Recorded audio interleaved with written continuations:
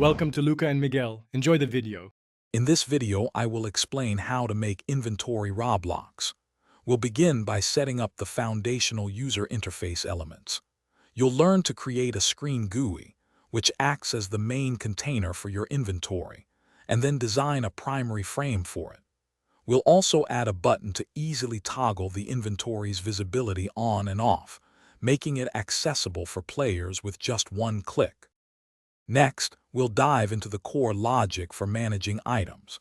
This involves creating a module script to store all your item definitions, like names, images, and stack limits. Server-side scripts will then handle the actual addition and removal of items from a player's inventory, ensuring security. We'll use remote events and remote functions to facilitate smooth communication between the player's client and the game server, preventing unauthorized item manipulation. Now, let's focus on making your inventory visually appealing and functional. You'll learn to use a scrolling frame to accommodate numerous items, paired with a UI grid layout for automatic, organized placement. We'll design a reusable item template, complete with an image and text for each item.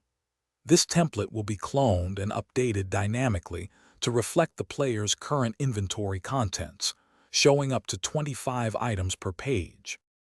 Finally, we'll ensure your players' inventories persist across game sessions. This involves using Roblox's data store service to save and load inventory data. We'll store item names and quantities in a table for each player, utilizing getAsync and setAsync for robust data handling. Crucially, we'll implement saving mechanisms when players leave or the server shuts down, preventing data loss and ensuring their progress is always preserved. Thanks for watching and please subscribe.